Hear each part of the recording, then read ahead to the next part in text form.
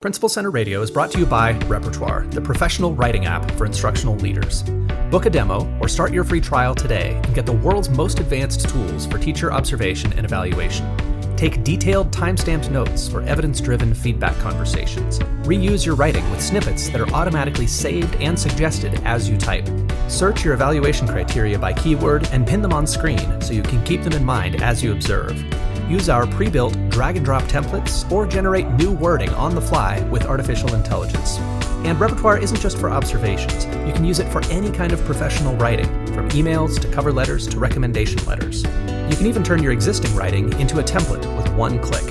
Start your free trial or book a demo today at principalcenter.com/repertoire. That's principalcenter.com/repertoire. Welcome to Principal Center Radio, helping you build capacity for instructional leadership. Here's your host, Director of the Principal Center, Dr. Justin Bader. Welcome everyone to Principal Center Radio. I'm your host, Justin Bader, and I'm honored to welcome to the program Dr. Nancy Flynn. Nancy has been an administrator in the St. Paul Public Schools for 24 years, serving as an elementary, junior high, and middle school principal. She is passionate about coaching, mentoring, and reflecting on leadership practice with aspiring principals, as well as those with all levels of experience as school leaders. Based on the ideas in her new book, which we're here to talk about today, Nancy created LeadersHike, a professional learning workshop for school leaders that combines her passion for coaching and her love of nature and hiking. Nancy has written for LeaderTalk, Educational Leadership, Leading and Learning with Technology, and other publications, and she holds a doctorate in Educational Administration and Policy from the University of Minnesota. Nancy is the author of The Principal's Backpack, Tips and Tools for Managing Yourself so you can manage everything else. And now, our feature presentation. Nancy, welcome to Principal Center Radio. Thank you, Justin. Well, I'm excited to talk about the Principal's Backpack because I get the sense that, and certainly I remember feeling this myself, that the both demands and to some extent lack of structure when moving from, say, a classroom position into an administrative position like that just catches so many people off guard and sends us for a loop. Talk to us a little bit about what you saw happening in the profession, what needs you saw out there as you work with principals that informed your writing of the Principal's Backpack. Well, truly, you just hit that nail right on the head there with the fact that the job is so complex and it's very challenging, especially for somebody who is just moving into the position, even from an assistant principal to being the administrator in the building. And many times you're the sole administrator in the building. I was the sole administrator for most of the years that I was a principal. And many times we just don't think about how our own self-management actually relates to how effectively we run a building and how effectively we lead. And we talk a lot about, as a principal, when you're talking about professional development, when you're talking about like principal preparation programs, we're always talking about leadership aspects. And rarely does anyone ever use the word management, because we like to always separate the word management from leadership. But there really is a place for management in leadership, and that's with yourself, how you manage yourself.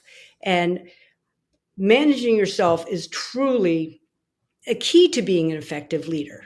It allows you to stay on an even keel. And we know that so many principals get to the point where they start to crash and burn. And they say, oh, the stress is really getting to me. All the things that I have to do, all the responsibilities, all of the aspects of the job. And a lot of times we're looking at those outside forces. We're looking at those things that we really can't control. Instead of saying, there are some things about myself that I can control in order to effectively work this through. And that's where my book comes in. It talks about how do you actually look at making a decision, setting your goals, making sure that you understand your purpose and your values. And when you understand your strengths and your work productivity, how you work and how the people who you work with, how they work, so that you can actually create really positive, productive teams.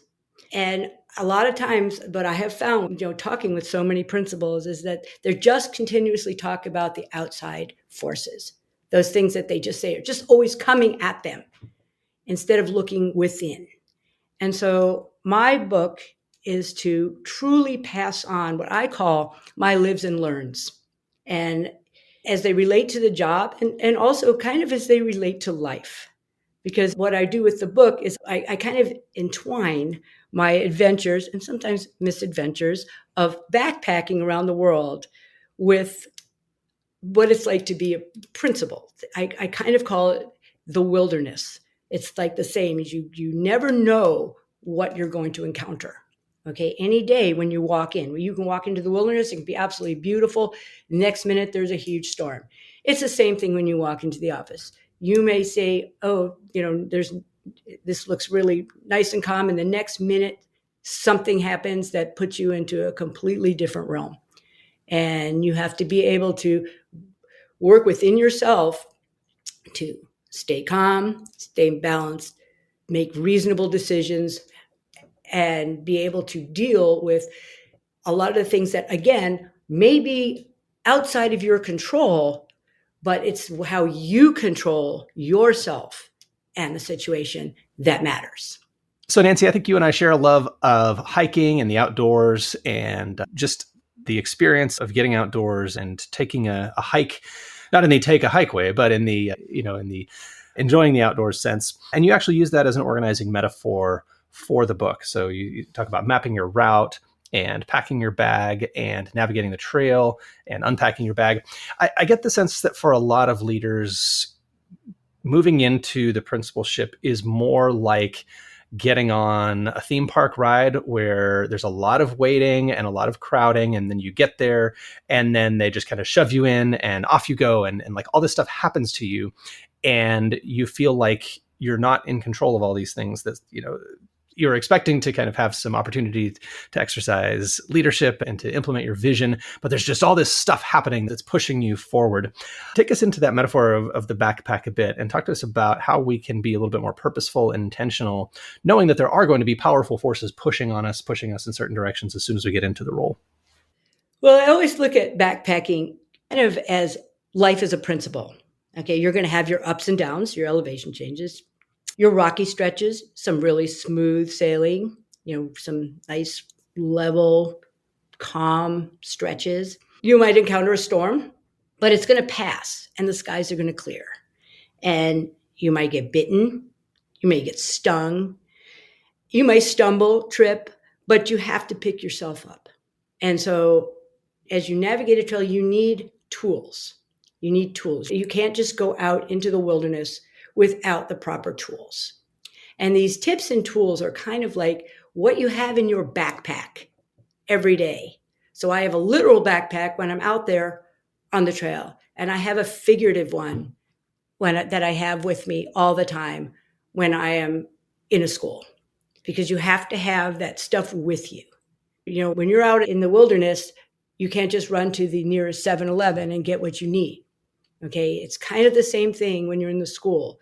When you're there and it's you are the one who is going to have to deal with whatever it is that comes your way. And you have to have those tools. So my tips and tools are what's in your backpack. You're not going to need them all at one time. In fact, some may sit in your backpack for years and not be used, and others you're going to be using continuously a lot more often than you're going to use others, depending on what your situation is.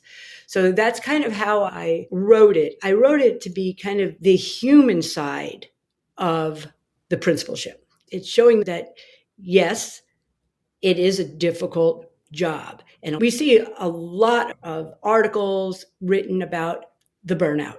We see that the principals are overloaded, they're overwhelmed. But nowhere did I ever find anything that said, okay, we get it.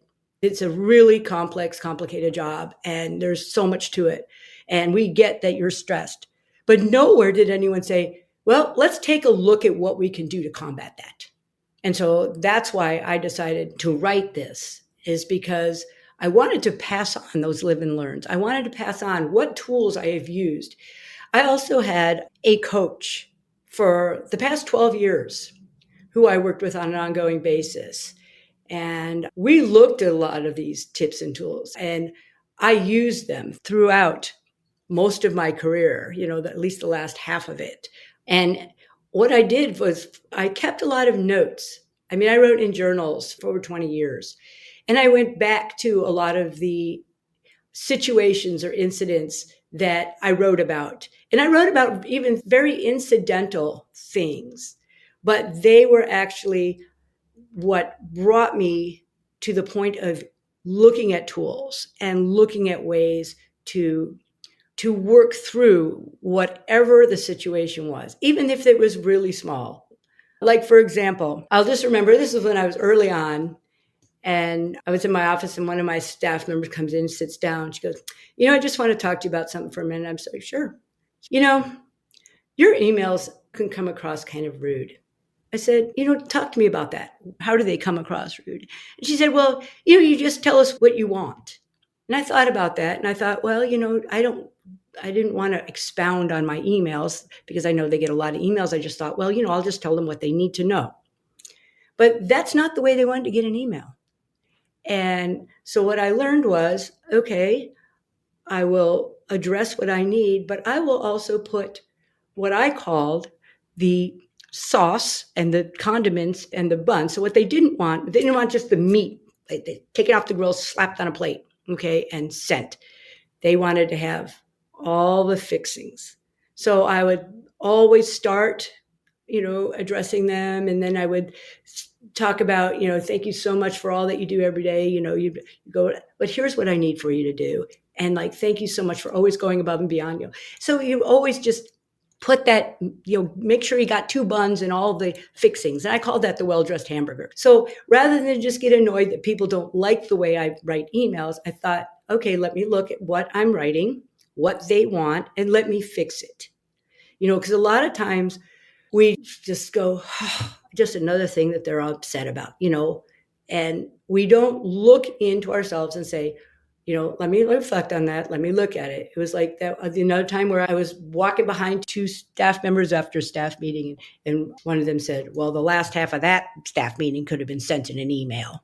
And, the first thing I could think of was, well, if I sent it an email, who's going to read it, right? They're going to tell me, oh, I didn't see it. I didn't get it. And so this is something that I felt they needed to know. But then I thought to myself, okay, let me really think about how I'm communicating. What are the things that absolutely need to be in a meeting? What things can I send in an email? What things can I say? Okay, today I am going to shorten our meeting today, but I'm going to be sending some of the information in an email. So please read it carefully. So rather than saying, well, they don't read my stuff anyway, and just blow it off, I think to myself, look at my communication methods. How can I work through them? And so that I say what I need to say, but if they feel that some things don't need to be, I can write them. So it's always looking at these communication tools, your tips, and what are your tools, and so these are some of the things that I would just always think about when I would hear things, overhear things, see things. I would just take note and say, let me take a look at what I can do, what I can control of that, and how I can be a more effective leader in the eyes of my staff, because that's the most important part for me, is how can I be an effective leader for all of the staff that I'm working with at a school. And we should say you've got the book organized into the chapters using the hiking metaphor that we talked about, but you also have within each chapter a number of tips, and then for each tip a number of tools. And one that jumped out at me that I wanted to ask you about was your tip around making decisions and some of your tools for making decisions. And I think one of the things that often catches leaders off guard is when somebody comes to you before the other people come to you and wants to influence you about a decision or wants to ask for something. And sometimes those situations can surprise us in the way that they unfold. They can come back to bite us if somebody comes in later and says, hey, I heard so-and-so came and spoke with you, but I want the opposite of what so-and-so asked for, or I want that too. Take us into some of your tools for making decisions, because that covers, so many situations involve making decisions. And I think there's a big opportunity to learn from that wisdom. I think the one that I like the best is, what are the concerns and what can I influence? And how can I take the concerns and make them smaller than the influence? And even if I go back a little bit, before I make any decision, I always think to myself, and I always use I always call it the 2-time litmus test. Is it good for the school? Okay, is it good for students? And if I could answer yes, then I start in with all of the other thoughts and of how I'm going to go about making these decisions. And I really try and look at what are all the concerns? Like, you hear, like you said, you hear from some people, I want this, I'm concerned about this, I'm concerned about this, and this is what I want. So you put all of that in there and you say, okay, what can I influence? And you try and you look for the things like, okay, I can take this concern and this is how I can influence this. And I can take that out and make my influence circle a little bit larger. And I use an example in my book. If you'd like, I can talk a little bit about that. One year, we were asked if we would like to take on a pre-kindergarten 4-year-old class.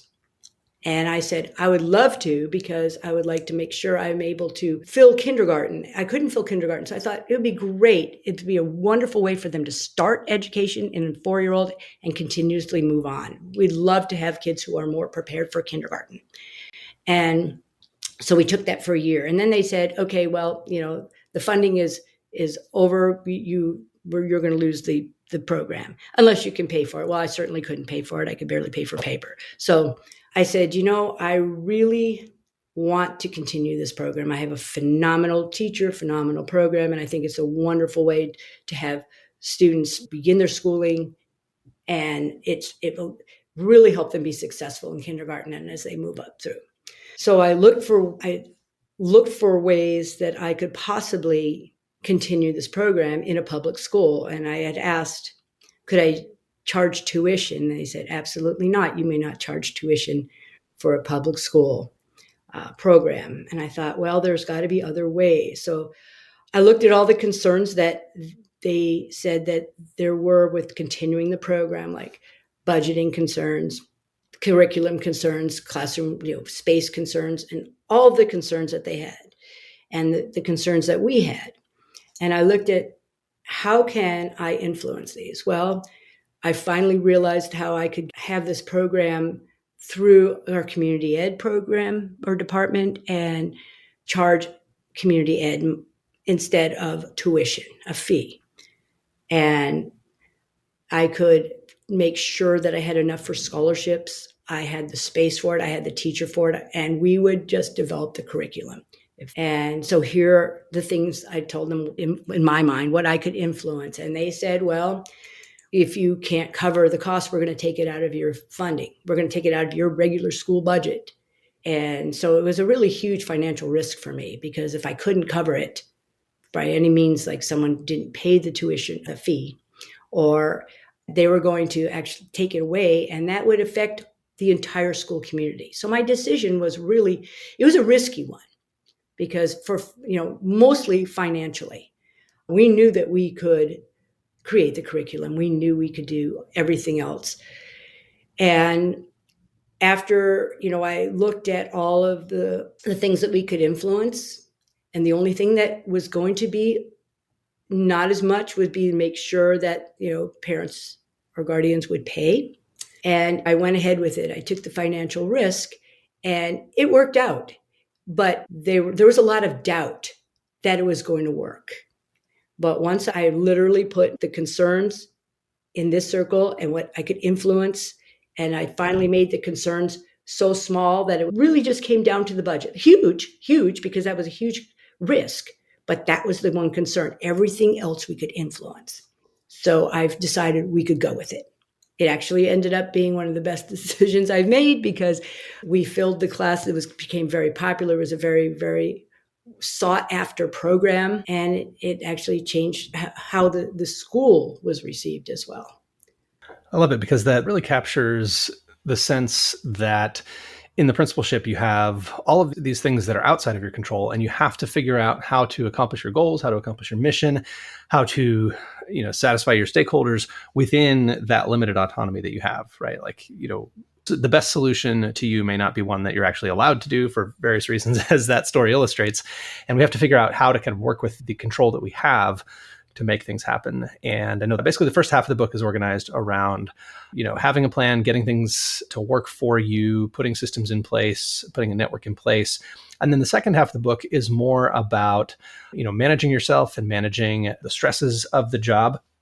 Talk to us a little bit about how you view that self-management aspect, because certainly in this job, people are not always nice. Things do not always work out.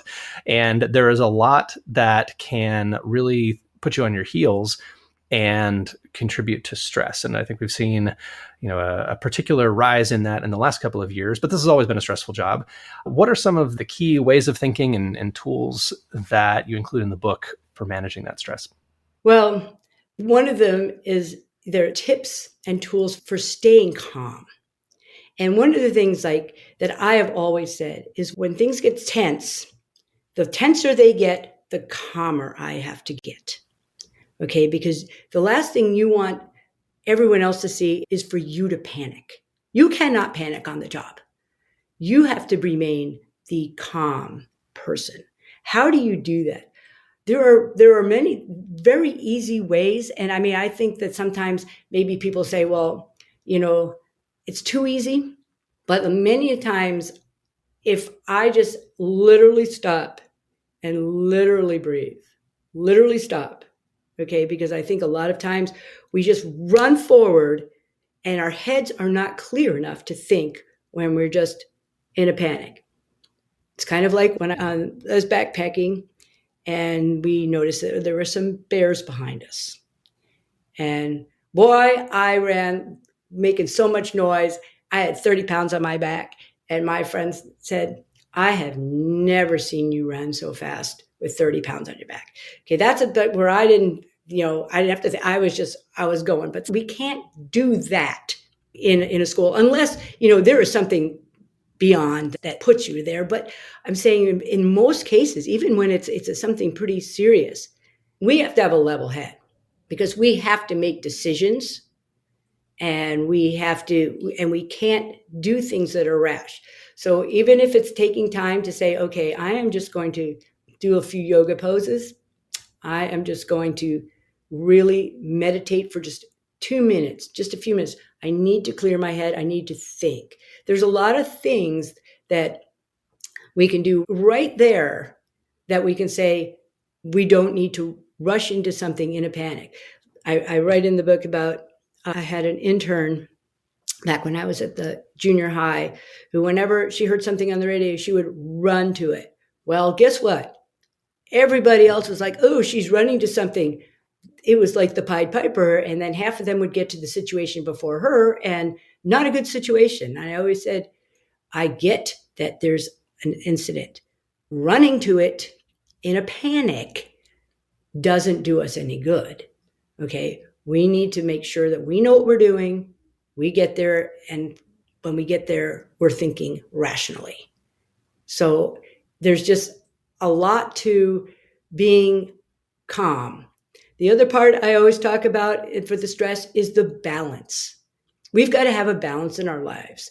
And if we have a lot of stress outside the job that we're not managing, it's coming right into the job and it's making it that much more difficult. And I've seen that a lot where there are things that are happening in your personal life that just exacerbate the stress that comes into the school. So looking at the balance, and a lot of times, again, you can't always control all the stress in your personal life, but you also, there again, you have to look at what can I influence? What can I change? And where can I fix the imbalance? And I remember when in one of the elementary schools, I did what I talk about in the book is a paper plate activity. And I said, okay, here's a box of crayons and a paper plate. Put in here how much time you spend on all your things and make sure that if there's some time for yourself, that gets in there. Everyone said, there's no sliver of time for me. And I said, that's exactly the object of this activity, is that we're not balanced. Because you could tell there was more stress. And the stress is that there is balance. And if they're not balanced, we probably are in the same boat. Okay, we're not as balanced either. And sometimes it might be a difficult decision to let something go, but sometimes we may have to do that. And it may be, but we also have to put in something that is going to give us joy, something that is going to keep us from feeling the stress in our personal life, something that we really enjoy doing. And I really always tried to keep that part of my life. I always enjoyed the hiking, the sports. I've been in a band for many years. And even though I have a 10 to 12 hour a day job, I make sure that I made time for the things that brought me joy. A lot of staff say, I am doing so much for my kids. I said, I get that. I've been there. I've done that. Please try and find one sliver, even if it means you're going to read a book for a little while, you're going to listen to some music, you're going to watch a 30-minute TV show. Just something that is going to relieve you of the constant doing for other people. And it's not easy. It isn't easy, especially when you have the demands. You've got all those demands at school, but you come home and you've got all the demands of a family as well. Absolutely. And Nancy, earlier you mentioned that for years and years, you have kept a journal. I wonder if you could tell us a little bit about how the journal fits into some of what we've been talking about and just how it helps leaders with that kind of finding balance and making good decisions and taking time for yourself and so on. My journals allowed me to reflect. At the time that I wrote a lot of anytime I heard something, I would just write it. And I always took time at the end of the day to reflect on my day. I would go back in and see what I wrote, see what I heard or saw, situations, thoughts, ideas, anything that I had put down.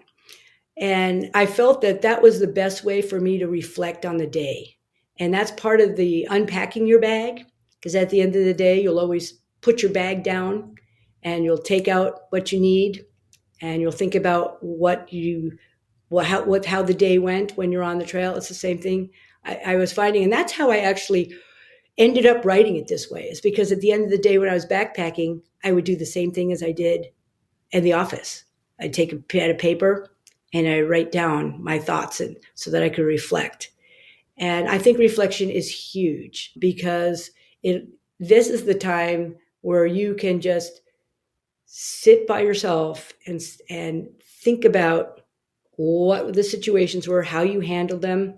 Did you handle it the way you wanted to? If you didn't, how would you do it a different way? You can also, I used to reflect every single day when I was at the middle school and the junior high, when I had assistant principals, we would always every day spend the last 20 minutes after school just going over the day. How did we handle certain things? What could we do differently? What did we do well? And you always want to look at what you did well too.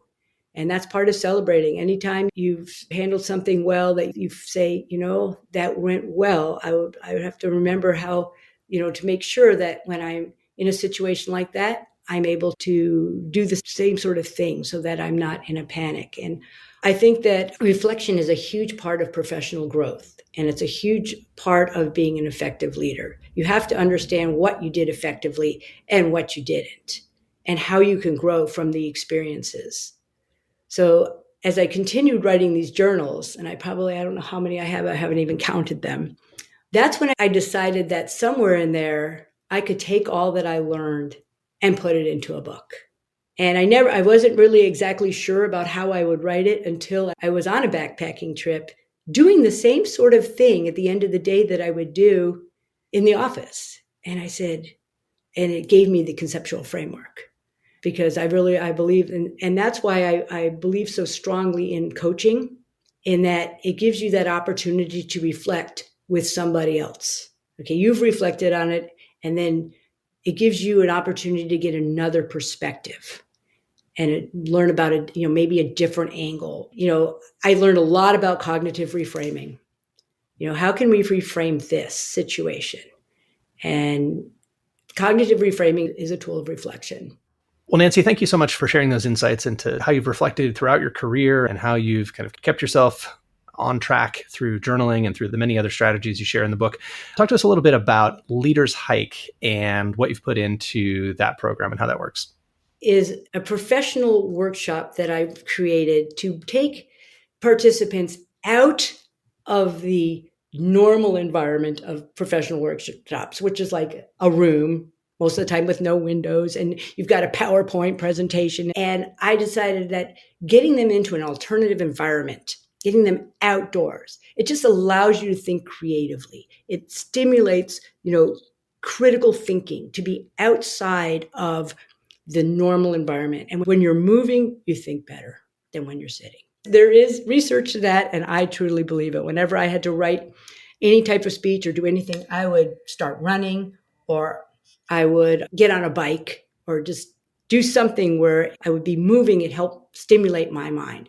And I thought it would be really great to have participants learn more about their own self-awareness and their own self-management out in nature, hiking, reflecting, and learning from others, networking. And so I wanted to give them a day away from the school, away from a building, away from what we normally think of in professional development that pertains to leadership. Get them outside and give them that opportunity to just be free of restraints of the rings, dings, and pings, and all of that's at the school. That's even when you're at a workshop, you're always hearing, your phone going off and whatever. This gives them the opportunity to truly get away from the environment that they're continuously in and just give them something different. And we're not talking about Zoom. We're not talking about a virtual workshop. You do this like literally outdoors in Minnesota. Is that right? Yes. I literally take outdoors. Yes. And we do some yoga. We do some meditation. We do a lot of reflecting. We do a lot of networking, talking with others, the critical friends process. We go through that so that they understand how to do that, because that's a really great process for really getting advice and really learning about getting different perspectives on issues that people have. And it just gives them the opportunity to self-reflect, become self-aware in a natural environment. I know people can learn more at LeadersHike.org, and the book is The Principal's Backpack, Tips and Tools for Managing Yourself so you can manage everything else. Nancy Flynn, thank you so much for joining me on Principal Center Radio. It's been a pleasure. Thank you so much, Justin. It's been my pleasure. Thanks for listening to Principal Center Radio. For more great episodes, subscribe on our website at principalcenter.com/radio.